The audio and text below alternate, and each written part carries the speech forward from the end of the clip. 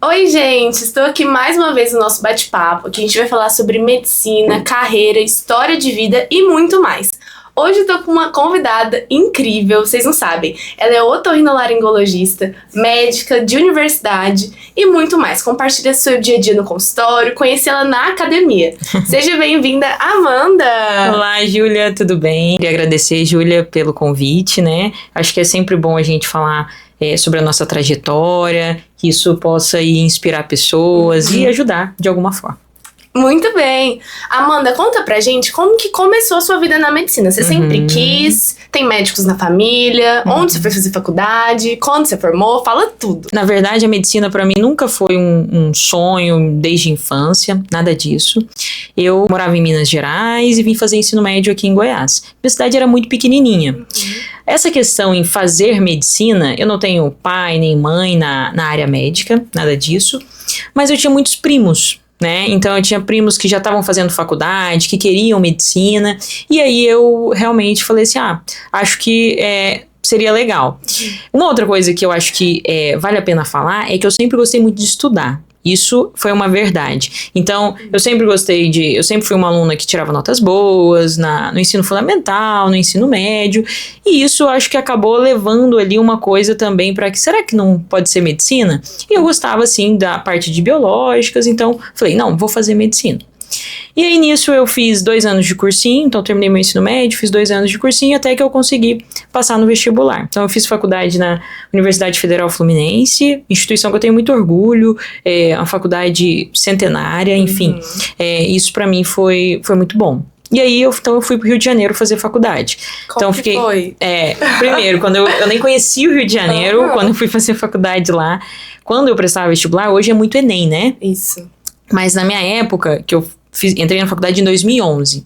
Em 2011, nós prestávamos cada um lugar. Então, eu prestava faculdade em Natal, prestei vestibular em Brasília, prestei vestibular em vários lugares. Tinha até excursões em Goiânia que levava a gente para fazer os vestibulares. Legal. E da Universidade Federal Fluminense, o vestibular, ele era lá em Brasília. Então, na verdade, eu fui para Brasília fazer a prova e só quando eu passei que eu fui conhecer o Rio de Janeiro. Aí eu fui pro Rio, etc. Falei assim, não, é aqui mesmo. E aí morei em Niterói durante 6 anos. Gostei muito, fiz muitos amigos lá. Eu acho que a faculdade é um dos momentos melhores que a gente tem na vida. A gente aprende muito, a gente curte muito, aproveita demais. E, sem dúvida nenhuma, foi uma grande instituição na minha vida. E aí, eu decidi fazer otorrino, né? Mas, na verdade, pra eu chegar na otorrino, eu pensei em várias coisas antes, né? O que você pensou? O que eu tinha certeza que eu ia fazer era cirurgia geral, absoluta. Mentira! Né? Muito, cirurgia geral. Então eu, no primeiro ano, no segundo ano, no terceiro ano, no quarto ano de medicina, eu sempre fui tentando triar a faculdade para cirurgia geral. Então, liga acadêmica, núcleo de anatomia, monitoria de anatomia, de radiologia, tudo que voltava ali para a parte de anatomia, eu tava tentando fazer. Até que eu falei assim, não, mas será que eu quero? Porque acaba que na faculdade, eu acho que é muito importante a gente conhecer várias áreas, né? Isso é muito importante. E quando eu comecei a acompanhar a rotina do cirurgião geral, eu falei assim, será que é isso aqui que eu quero? Acho que não.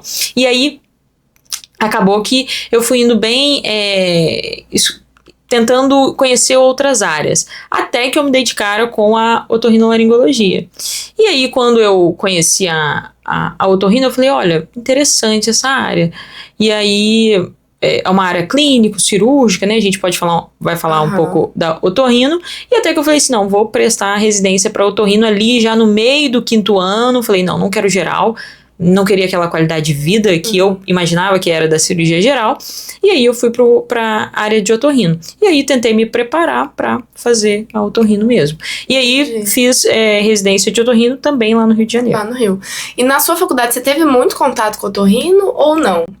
Lá eu tive. Mas não durante o ciclo básico, né? Não é no ciclo básico. Ciclo básico é igual em todo lugar. No ciclo profissional pouco, mas mais no internato.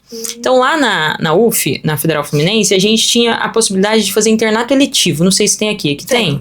Então, internato eletivo. E aí, como eu tinha falado já com meu primo, que era cirurgião de cabeça e pescoço, ele falou assim, Amanda, por que você não roda na otorrino e vê o que você acha? E aí eu fui rodar na otorrino. Então, foi no internato eletivo de otorrino que eu tive mais vivência. Então, lá na UF, por exemplo, a gente tinha sessão clínica, podia entrar na cirurgia, mas nem foi o meu foco lá, mas a parte ambulatorial mesmo. E aí foi a hora que eu falei assim, não, é legal essa área, eu acho que é isso mesmo, e vou fazer, e não pensei muito, e vamos. Então, no final do 5º ano ali, eu já tinha certeza, e no 6º ano, falei assim, não, é isso mesmo, e aí eu fui fazer. Então, eu tive essa vivência mais no internato, e eu sei que muitos lugares não tem, né? Exato. Muitos lugares falta ambulatório de otorrino, vivência mesmo da otorrino. Por isso que eu acho que nesses casos eu acho que é importante procurar por fora, porque é uma especialidade bastante rica, né? Aqui vocês têm a parte teórica de otorrino, né? A parte teórica, que é no 7º período, se não me engano. Mas tem opção no eletivo também no internato. Quem já tem esse carinho, né, quer saber um pouco mais da área, pode fazer. Ah, sim. E conta pra gente como que foi a sua preparação pra residência, pra gente tentar mesclar com os dias de hoje, como que você faria, se você fez, se você achou que foi bom a sua preparação, como que foi? Relação à preparação pra residência, eu dou aula na faculdade de medicina, né? Então além de consultório, cirurgias, eu também dou aula pra faculdade de medicina no 8º período. Então, eu tenho muita vivência com esses alunos, inclusive que já prestaram prova de residência, etc. E o que a gente vê de notícia aí é que hoje está mais difícil passar na residência, né? Então, por exemplo, eu fiz faculdade de 2011 a 2016. Então, em 2016 para 2017 já era muito difícil passar em otorrino, mas agora eu acho que está sendo mais difícil várias outras especialidades, né? Exato. Então, eu acho que assim, né? Então, primeiro, eu acho que eu já faço esse contraponto que hoje é mais difícil, mas sempre foi, tá? Então, o otorrino sempre é aquela especialidade que tem 2 vagas, 3 vagas, 4 vagas, muito, né? Então, a minha preparação já foi sabendo que é uma especialidade difícil. Então, no 5º ano, eu já comecei o cursinho, né? Então, no 5º ano, tinha o medicurso, né? Então, eu fiz o medicurso no 5º e aquele pacote deles que faz medicurso e med. E no 6º med. Então, no 5º ano, eu já comecei a estudar bastante para residência, mas eu vejo assim, eu não conseguia focar em fazer a prova no 5º ano. E eu nem queria. Por quê? Porque o internato é muito importante. A gente tem que aproveitar o internato para aprender, para saber sobre outras especialidades, que eu poderia, por exemplo, mudar de especialidade, enfim. Então, no 5º ano, acabava que eu ia muito para as aulas do cursinho, fiz um bom caderno, né? Hoje em dia todo mundo no tablet, né? Exato. Mas eu fiz um bom caderno e tava lá isso, mas ia todas as aulas semanalmente, à noite, lá pro medicurso. Mas não era a sua prioridade. Mas não era a minha prioridade, né? Mas eu estudava. Mas não dava, por exemplo, o medicurso, não sei se você deve saber, a gente recebe 2, 3 apostilas por semana. E é loucura. Agora, você imagina, você também tem que ser um bom estudante na unidade básica de saúde, na emergência, tem que dar plantão. Então, assim, não dá pra gente excluir isso e falar, vou só estudar pra uma prova. Eu, pelo menos, não concordo com isso. Também não. Então, você tem que tentar equilibrar pelo menos isso, né? Então, o que eu tentei fazer foi isso. Então, no 5º ano, eu ia para as aulas, etc. Agora, no 6º ano, que já era mais tranquilo o meu internato, e aí sim eu foquei mais em fazer prova, em residência médica, aí sim eu conseguia fazer todas as questões, cronograma, conseguia respeitar e fazer tudo. Mas uma coisa que eu fiz nesses 2 anos, 2 anos, 1 ano e meio mais ou menos, eu tinha um grupo de estudo. Né? Então, um grupo de estudo, uma colega minha queria neurologia, uma outra colega queria pediatria e a outra queria clínica médica ou anestésio. Então, esse grupo de estudo, semanalmente nós nos encontrávamos. Para quê? Para fazer prova. Independente se a gente estava ali sabendo fazer aquilo lá já, porque a gente estava no meio do 5º ano, mas a gente fazia. Então, cada uma fazia uma prova de, por exemplo, a gente escolhia uma especialidade, GO. Aí, a Manu escolhia a prova do SES, a outra escolhia da USP, a outra escolhia da UF, enfim, cada uma escolhia uma e aí a gente ia fazendo essas questões e ia discutindo, fazia um caderno de erros semanalmente. Então, era toda quinta-feira, nem esqueço o dia da semana, era toda quinta-feira, 6 horas. E isso trouxe pra gente uma maturidade de estudar mesmo e de responsabilidade. Então, poderia acontecer qualquer coisa. Quinta-feira era sagrada, a gente não faltava. E isso foi durante 1 ano e meio. Nossa. Então eu lembro que no início, a gente pegava uma prova de GO e falava assim, gente, a gente não sabe nada ainda. Como que eu vou fazer? Exato. E aí a gente foi aprendendo muito com questão também, e no final a gente já estava muito bem. Então isso a gente fez, isso ajudou muito, né? Então eu acho que uma coisa importante é você estar perto de pessoas que querem a mesma coisa que você, né? Óbvio que você vai ter amizades com todo mundo aí, com várias pessoas, mas pertinho de você tenha pessoas que estejam ali na mesma ideia, porque isso ajuda muito, né? Então a gente falava muito sobre residência, a gente estava levando aquilo a sério, todas nós fazíamos cursinho, né? Então eu acho que isso é muito importante, né? Então a gente ter perto da gente pessoas assim, então isso ajudou muito. E aí no 6º ano a gente conseguiu focar mais ainda na prova de residência para passar. Isso é até uma coisa que eu falo com meus alunos, Júlia, que eu percebo que antes, pelo menos essa visão de universidade pública que eu vou te passar. Viu? A gente não tinha um comentário assim, não vou fazer residência agora. Isso não existia pra gente. Eu sei que cada um tem a sua realidade, poxa, eu tenho que ajudar em casa, eu tenho que pagar uma dívida, isso a gente não tá discutindo, mas a gente não tinha essa discussão do tipo, não vou fazer residência, eu vou fazer uma pós. Não existia essa possibilidade. Não existia, então. não era um comentário nosso, não era. Entendi. Assim, óbvio que teve gente que não fez residência, mas eu não consigo nem te contar quais dentro da minha turma. Então as pessoas, elas queriam realmente fazer residência, então pra você ver quanto que o meio te influencia. E hoje eu vejo muitas vezes aluno que fala assim, não, eu vou trabalhar primeiro 2 anos pra fazer residência. Só que eu acho que o tempo que a gente tem melhor pra estudar é na faculdade ainda, que você não tem responsabilidades grandes, que você não tem que trabalhar. E eu acho que muita gente desperdiça isso. Então quando você perguntou pra mim, Amanda, como foi a sua preparação? Minha preparação foi que o meu tempo de 5º e 6º ano, eu aproveitei pra realmente focar naquilo que precisava, que era estudar para fazer residência. Então a gente não tinha esse comentário entre a gente não vai fazer residência, não, todo mundo ia fazer residência. Independente se a pessoa tinha dinheiro ou não para pagar o cursinho, ela estava estudando para a prova de residência. Então acho que essa é uma grande diferença. Então conviva com pessoas que querem a mesma coisa que você. Não adianta tentar ali um jeitinho, uma coisinha. Então lá não tinha, e aqui eu já vejo isso. Sim. Entendeu? Então eu vejo muita gente falando assim, não, residência nem é tão importante. E agora que aumentou ainda a concorrência, aí que as pessoas tentam cada vez mais o atalho, desistindo mais. E aí realmente estudamos bastante, eu pelo menos estudei bastante ali no 6º ano pra prova de residência para passar. E aí acabei escolhendo o lugar que eu achava que era melhor, que no caso foi o Hospital Federal do Servidor do Estado do Rio, né? Que era uma prova que era o SES, que a gente fazia, e depois tinha um leilão e você escolhia as vagas, enfim. Legal. E como que foi essa fase da residência pra você? Foi 100% imersa naquilo, né? E com certeza de muito aprendizado. Conta um pouquinho como que era essa época. A residência de otorrino, ela tem a vantagem de ser o acesso direto, né? Isso é bom. Então tem muito, por exemplo, hoje você quer fazer endócrino, você faz 2 anos de clínica, mais endócrino. Quer fazer pneumologia clínica, quer fazer plástica, primeiro tem que fazer cirurgia geral. A otorrino tem essa vantagem que é o acesso direto, né? Só que ao mesmo tempo ela tem uma desvantagem que são pouquíssimos residentes. Então a maioria dos lugares são 2 residentes no R1, 2 no R2, 2 no R3.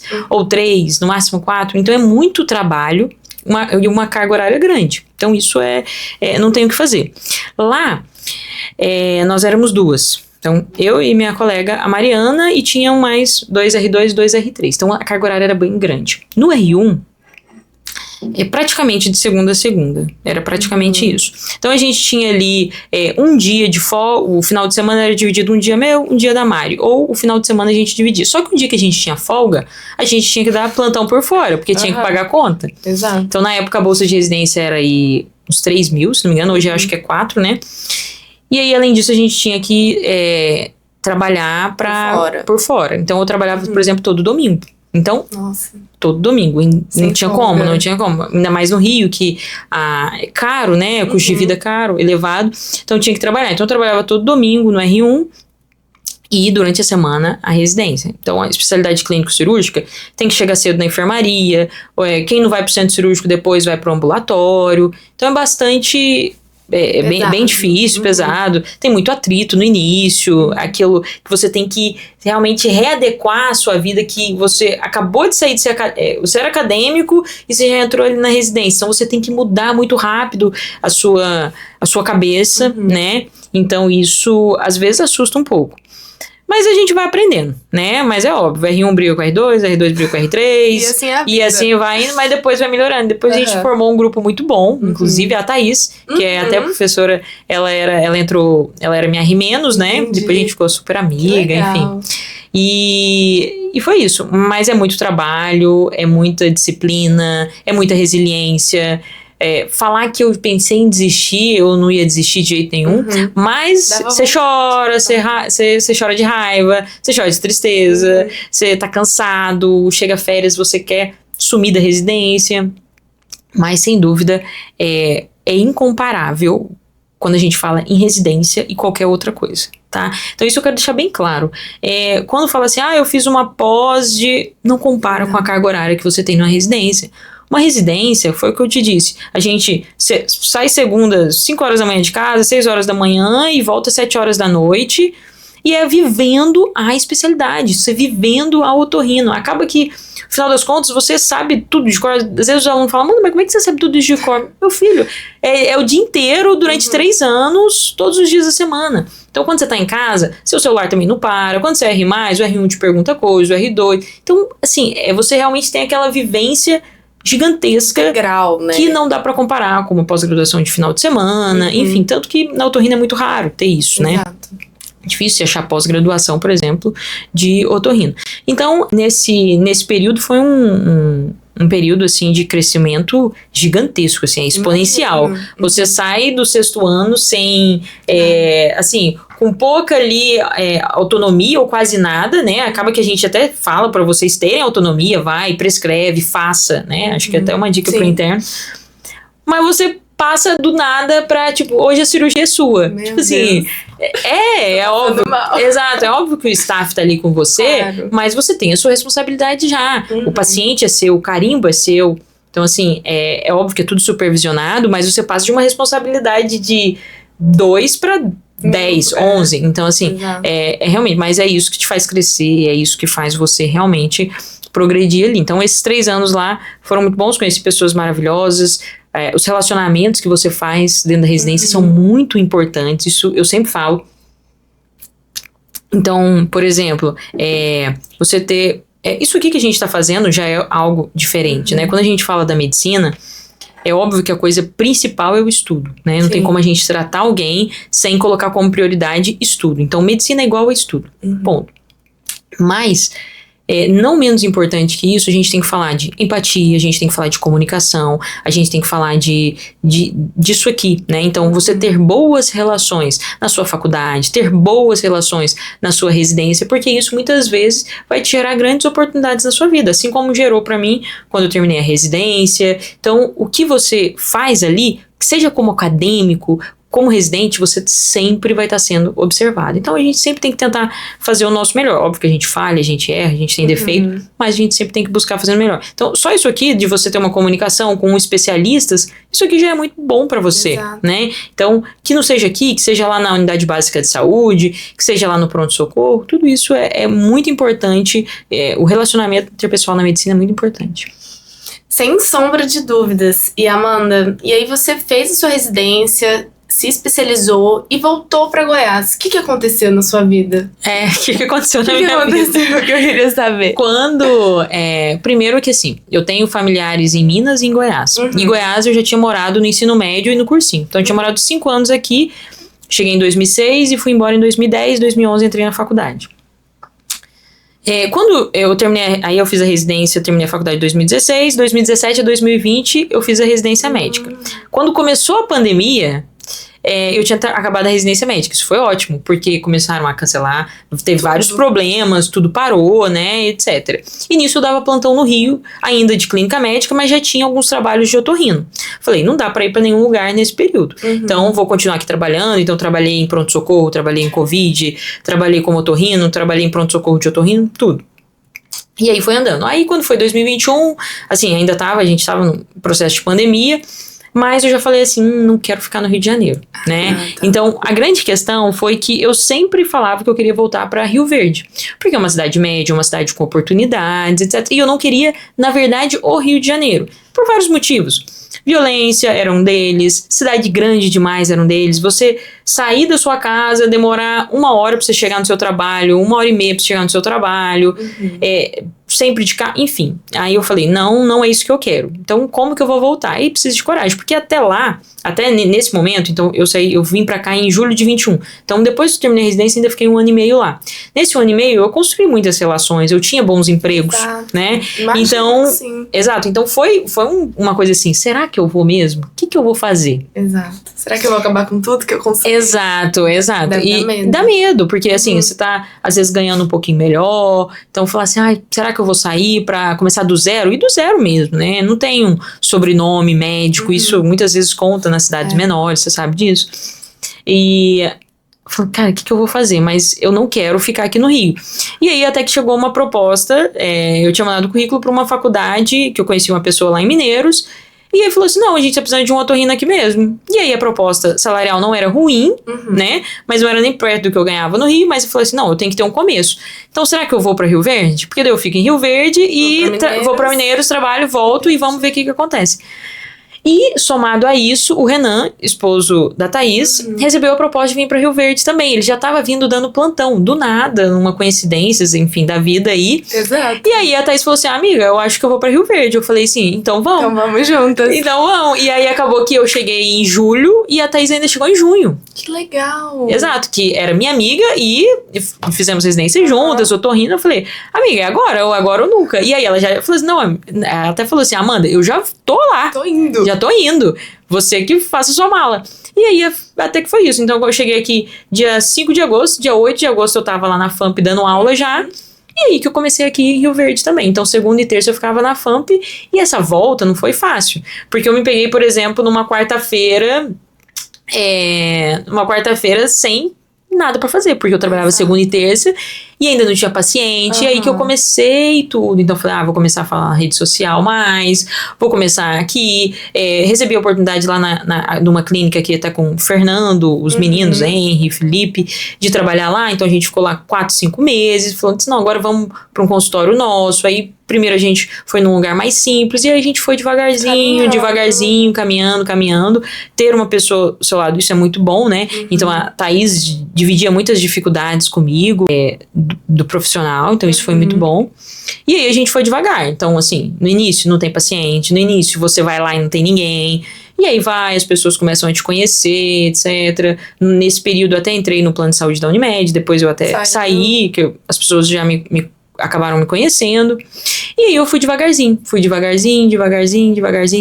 até que as coisas melhoraram. Aí a gente mudou para um consultório melhor, aí a gente decorou, fez do jeito que a gente sempre quis, que acaba que o médico tem essa coisa, né? Quero ter o meu espaço, o meu local, do meu jeito. Isso é muito bom, os pacientes se sentem muito acolhidos, e aí as coisas foram acontecendo.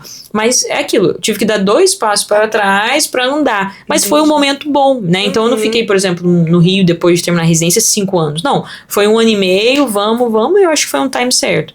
E Rio Verde é uma cidade de oportunidades, é uma cidade que a gente tem muito para crescer aqui ainda. Então, pessoas muito boas, né? O goiano, ele é muito acolhedor, eu particularmente acho. E aí as coisas foram acontecendo. Mas as coisas foram acontecendo com a gente trabalhando muito. É aquela história de, assim, a sorte encontra a gente, mas ela sempre encontra trabalhando, né? Então, acho que isso ajuda muito. Você ter uma boa formação, você ter bons relacionamentos, você trabalhar com vontade, as pessoas falarem sobre o seu trabalho. Poxa, eu fui lá na doutora Júlia e ela me atendeu tão bem, ela é super acessível. Então, acho que tudo isso ajudou muito. E aí, a gente fui caminhando devagar e as coisas acontecendo. Eu adoro dar aula, até hoje estou na FAMP e quero ficar ainda muito lá. Então é um lugar que eu fico com a parte prática de otorrino, então eu consigo ensinar para os alunos mesmo a parte ambulatorial, como examina, hipóteses diagnósticas, tudo a gente trabalha muito lá. Então isso para mim é muito bom. E a otorrino te dá essa liberdade, né? Então um dia eu tô dando aula, outro dia eu tô no consultório, outro centro cirúrgico. É dinâmico, né? Então eu acho que isso na minha vida é muito importante. Eu acho que isso é uma coisa boa pra gente escolher na residência, é pensar Por exemplo, será que o seu perfil ele se dá para você ficar dentro de uma sala fechado como radiologista? Às vezes você até gosta de rádio, mas é o perfil que você quer? Ou você quer ser um perfil mais fechado? Então, acho que tudo isso é importante, tem que casar com o seu perfil também e você conhecer a vivência daquilo lá. A otorrino te dá isso, então você pode caminhar por diversas coisas ali, pode caminhar no consultório, pode caminhar em centro cirúrgico, pode caminhar às vezes para a parte de ensino. Então hoje meu dia é bem, a minha semana é bem dinâmica e eu sou muito feliz, eu amo realmente o que eu faço. Perfeito.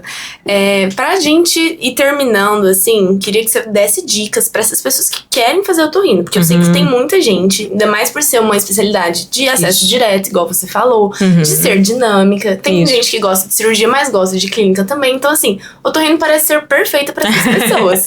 Então, conta um pouquinho dicas e como que é o dia a dia pra eles, inclusive. Você diz assim mais em relação a o que se a pessoa que quer, o que ela tem que fazer, Isso. né? Olha, eu acho que, primeiro, baseado naquilo que a gente já falou no início, né? Não tem como a gente querer qualquer especialidade médica que a gente não coloque o estudo como primeira coisa, tá? Então eu acho que estudar muito, gostar de estudar é muito importante, senão a gente fica ali muito nivelado por baixo. Então eu acho que a primeira coisa é aproveite sua faculdade para você estudar, você tem que ser um bom estudante, né? Perfeito. Principalmente quando a gente está falando aqui em relação à concorrência de residência médica, etc. Mas isso não é só para otorrino, é para todas as especialidades. E entender que a vivência da otorrino, ela vai caminhar por muita coisa diferente mesmo. Então, seja um bom estudante. Então, o seu relacionamento interpessoal, ele tem que ser bacana dentro da faculdade, né, na própria residência médica.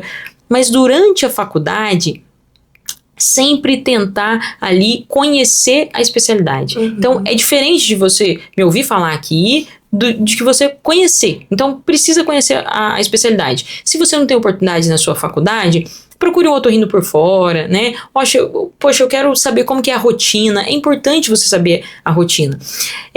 Óbvio que eu falando de otorrino aqui é tudo muito bonito, mas é óbvio que a especialidade também tem seus defeitos ali, né? Mas sim, é uma especialidade que te dá liberdade para muita coisa. Inclusive a otorrino hoje é até pré-requisito para cirurgia de cabeça e pescoço, se você quiser fazer, né? Então, você quer, por exemplo, fazer otorrino e ir para plástica, você pode ir para a parte de rino.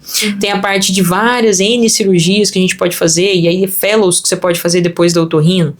Então, o estudo é a coisa principal ali da otorrino, mas nunca esquecendo das suas relações, nunca esquecendo que você tem que construir algo maior também que esse estudo. Então, realmente é uma especialidade muito bonita, é uma especialidade que trata tanto de coisas benignas, coisas neoplasias, enfim. A otorrino, ela é uma especialidade muito dinâmica, como você mesmo disse, e eu acho que tem tudo para continuar sendo uma boa especialidade, e é bom que tem poucas vagas, então a concorrência fica alta, e eu acho que não falta emprego nessa parte da otorrino, não. Então eu acho que quem quiser saber mais sobre a especialidade pode me procurar, eu falo todas as verdades sobre a otorrino, o que é bom, o que é ruim, né, e tô sempre à disposição.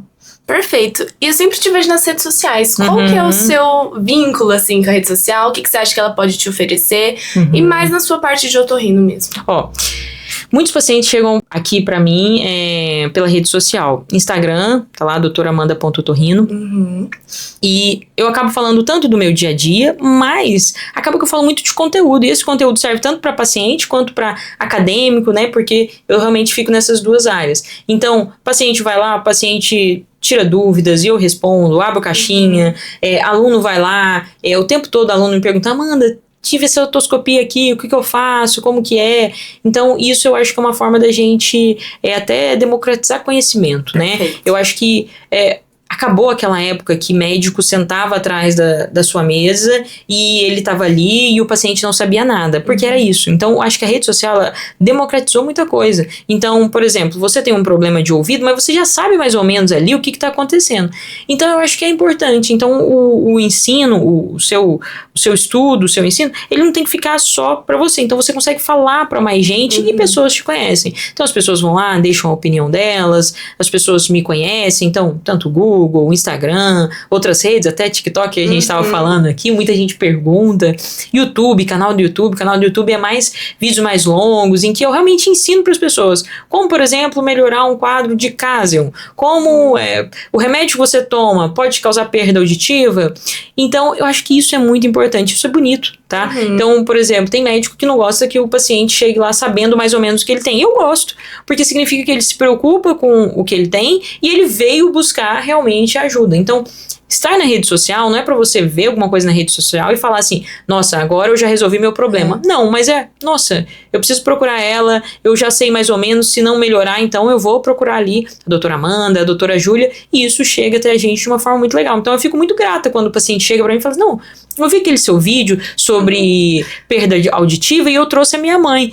Olha como isso é importante. Talvez se ela não tivesse visto aquele vídeo sobre zumbido, sobre tontura, ela não teria, né, essa ideia. Então eu acho que isso ajuda a gente, ajuda o paciente e todo mundo. Mas sempre lembrando que a gente tem que fazer com responsabilidade. Sempre, você que está aí na rede social, você paciente, enfim, quem aqui está assistindo, sempre olhe. Esse médico, qual que é a especialização dele, o que ele fez, né? Hoje a gente tem acesso a tudo, inclusive ao currículo do médico, ao site do CFM, então fique atento a isso, porque a gente tem que ficar atento ao que tem na rede social hoje. Então tem muito charlatanismo, hoje tem muita gente vendendo coisas que não são, que não tem evidência científica nenhuma, então siga bons profissionais que eu acho que a sua vida vai melhorar, você vai aprender mais, vai facilitar a sua vida, né? Do mesmo jeito que acadêmico também, por exemplo, te acompanha e fica super satisfeito quando você dá uma dica lá, a gente também dá uma dica.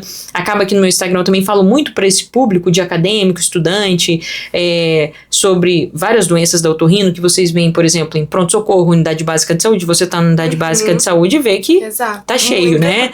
Exato. E aí a gente acaba falando sobre isso, já fizemos um curso também de otorrino na prática. Que eu quero participar da próxima vez. Exato, vai ter esse ano ainda. E aí a gente vai ajudando muita gente e, sem dúvida nenhuma, é uma retribuição que a gente também é ajudado. Perfeito. Pra gente terminar, Amanda, o que você tem pra falar? Uma frase sua que você quer que todo mundo discute. E fale sobre suas redes sociais pra todo mundo saber, que é um prazer ter você aqui. Foi ótimo o nosso papo. Mas pra gente finalizar, dá essa dica aí, essa mensagem pro pessoal. Queria agradecer muito a Júlia, né? Acompanho ela também nas redes, gosto bastante. Você acadêmico, continue aí na sua vida de estudo, aproveite também, né? Essa a fase da faculdade, que eu acho que é muito importante, não volta. Então, quando a gente fala estudar, não é pra você virar, fechar dentro de uma sala e estudar, não. O que eu gostaria de falar é que na medicina, muitas vezes as pessoas falam sobre equilíbrio. E eu não acredito muito que o equilíbrio case tão bem com a medicina. Eu acho que muitas vezes a gente vai ter que desequilibrar para a gente chegar a um determinado ponto, certo? Então, quando você está ali no final da faculdade, você não vai poder fazer tudo que você fez, às vezes, em outros períodos, porque você tem que estudar mais. Então, equilíbrio é quando a gente já está no conforto. Então, quando a gente ainda está buscando coisas, quando a gente não alcançou, por vezes a gente vai ter que desequilibrar. A gente vai ter que desequilibrar para a gente chegar em tal lugar. Naquele seu objetivo, que seja na aprovação, que seja para estudar fora, independente do que seja. Então, aproveite o seu tempo, mas saiba que, às vezes, vai ter que sair um pouquinho ali do prumo para você chegar em tal lugar, certo? Você me encontra nas redes na doutoramanda.otorrino, canal do YouTube, você digita Amanda Otorrino, você também encontra, e também no TikTok, doutoramanda.otorrino, certo? Então é isso. Obrigada pela atenção de todo mundo aí. Foi ótimo, gente. Espero que vocês tenham gostado. Se inscreva aqui no nosso canal, siga a gente nas nossas redes, a Amanda já deixou a dela. E se você tiver alguma dúvida, algum comentário, comenta aqui. Beijos, espero que você tenha gostado.